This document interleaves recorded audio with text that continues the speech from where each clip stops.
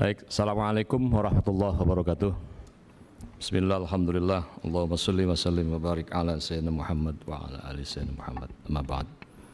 Ibu Ketua, kita doakan dalam 2-3 minggu ini beliau akan melahirkan, mudah-mudahan jadi anak yang solehah, sehat, persalinannya lancar. Pak Wamen serta jajaran, Pak Panglima TNI, Pak Kasau, Pak Kasal, Pak Wakasat, Bapak Ibu dan saudara sekalian, pertama saya ingin kembali menyampaikan apresiasi kepada Presiden RI Pak Joko Widodo yang di tengah krisis global Indonesia masih terus melakukan upaya-upaya dalam mewujudkan perdamaian dunia, terutama dengan kehadiran Pak Jokowi datang ke Rusia dan Ukraina. Saya kira ini sesuatu yang pada akhirnya nanti dalam rapat ini saya mohon kepada jajaran TNI untuk melihat satu pesan bahwa kita adalah bangsa yang menjunjung tinggi kemanusiaan dan perdamaian. Salah satu kritik terbesar kita terhadap pelaksanaan rezim Orde Baru 32 tahun adalah di mana ketika itu militer dianggap terlalu dominan mengedepankan satu pendekatan yang disebut dengan security approach ataupun pendekatan keamanan. Dan peristiwa mutilasi terhadap warga sipil yang dilakukan oleh oknum TNI Angkatan Darat ini benar-benar telah menjadi tragedi kemanusiaan bagi kita semua.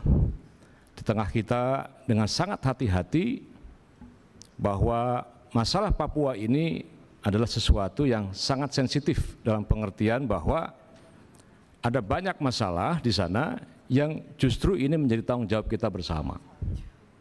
Kita ingat dulu ketika Kiai Haji Abdurrahman Wahid Gus Dur, ketika orang masih anti dengan kata-kata Papua, di tengah kita waktu itu memiliki yang disebut dengan Provinsi Irian Barat ataupun Irian Jaya, tetapi Gus Dur menghormati itu sebagai budaya yang kemudian pada akhirnya disepakati bersama pemberian nama kawasan di Indonesia paling timur itu adalah disebut dengan Papua. Dan lagi-lagi di sini ada pesan perdamaian. Sebagaimana disampaikan oleh Gus Dur bahwa yang paling terpenting dari politik itu adalah kemanusiaan. Maka kami menangisi apa yang terjadi atas hilangnya setiap nyawa yang ada di bumi kita pertiwi ini untuk bersama-sama kita jaga. Ya. Dan di tengah-tengah kita juga akan menghadapi keketuaan kita selaku presidensi dari G20, maka kita justru harus menunjukkan kepada dunia internasional bahwa kita sedang baik-baik saja. Ya. Maka untuk itu dalam kesempatan ini, mari ini menjadi perhatian yang sangat serius khusus agar ini tidak terulang kembali, sekaligus tentu ada harapan bahwa satu pendekatan yang diimpikan oleh seluruh, bahkan bukan hanya Indonesia, bahkan warga dunia terhadap Indonesia, bagaimana menyapa warga Papua itu adalah bagaimana pendekatan-pendekatan yang lebih humanis, pendekatan-pendekatan yang lebih bersifat dialogis, itu adalah sebagai kunci utama di dalam menyelesaikan masalah-masalah di Papua. Yang kedua, idealnya memang Bappenas kita itu memiliki apa yang disebut sebagai rencana strategis dalam 5 tahunan dalam konteks menyusun visi pertahanan keamanan kita. Kalau kita melihat luas wilayah kita yang notabene merupakan 2/3 adalah merupakan perairan laut, maka sesungguhnya kultur yang harus kita bangun itu adalah justru menghadap ke laut, bukan membelakangi laut. Dan kita semua melihat ada penyelundupan, ada masalah-masalah teritori di Natuna, perbatasan kita dengan Malaysia, dengan PNG, dengan Australia dan seterusnya, itu juga banyak dipengaruhi oleh, dan tanda petik adalah kelemahan-kelemahan kita di dalam upaya untuk memperkokoh perbatasan kita, terutama dari segi angkatan laut. Ya. Maka Jalas Veva Jaya Mahe justru di laut kita jaya itu adalah apa yang pernah disampaikan oleh para leluhur kita bahwa nenek moyang kita itu adalah seorang pelaut. Ya.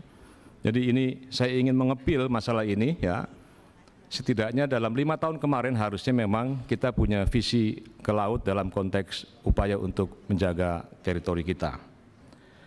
Nah, bagian yang terakhir menyambung apa yang telah disampaikan teman-teman terdahulu, ya, bahwa perang kita ini sekarang lebih didominasi bukan semata-mata perang senjata, tetapi perang yang hari ini kita terjadi itu adalah perang dunia maya, atau yang sering disebut sebagai proxy war. Ya. Kalau dulu penjajahan atas satu negara dengan mengirimkan tentara-tentaranya untuk menguasai wilayahnya, sekarang cukup menguasai platform-platform yang kita sebut misalnya ada di marketplace, platform di entertain, di dunia hiburan dan seterusnya, maka sesungguhnya penjajahan itu bisa dimulai tanpa harus mengirim pasukan-pasukan tentara mereka. Nah, maka menyambung penyampaian teman-teman terdahulu, saya kira dari sekian banyak anggaran kita yang disebut dengan ratusan triliun ini, hendaknya baik Kemenhan maupun Tentara Nasional Indonesia ini memiliki perhatian yang khusus. Saya mengapil bahwa teman-teman pejabat juga telah menggunakan sosial media sebagai cara berkomunikasi yang baik. Ya. Tetapi lebih dari itu adalah kebutuhan-kebutuhan yang berkaitan dengan kebutuhan nasional kita. Kita harapkan tentu kita terdepan dalam konteks perang di dunia maya. Yang terakhir, terima kasih Pak Panglima TNI telah mengundang kami di Super Garuda Shield, ya, yang pada akhirnya kami tahu ternyata perbandingan teknologi senjata kita dengan misalnya US Army saja, ya, itu senjata mereka kalau terjadi perang darat malam hari sudah menggunakan infrared dan menggunakan Bluetooth sehingga mereka bisa memantau. Sementara senjata-senjata kita hanya bisa digunakan kalau perang terjadi siang hari. Ya. Dan itu baru satu saja, belum pada persenjataan yang lain yang kita semua tentu kita harapkan DPR RI tentu pada Komisi 1 ini akan memberikan support dukungan kepada teman-teman di TNI, dan kami juga menyampaikan mudah-mudahan kesejahteraan para prajurit dan meningkatkan profesionalitas teman-teman TNI menjadi perhatian utama kita sebagai bagian dari tanggung jawab kita bersama. Terima kasih. Assalamualaikum warahmatullahi wabarakatuh.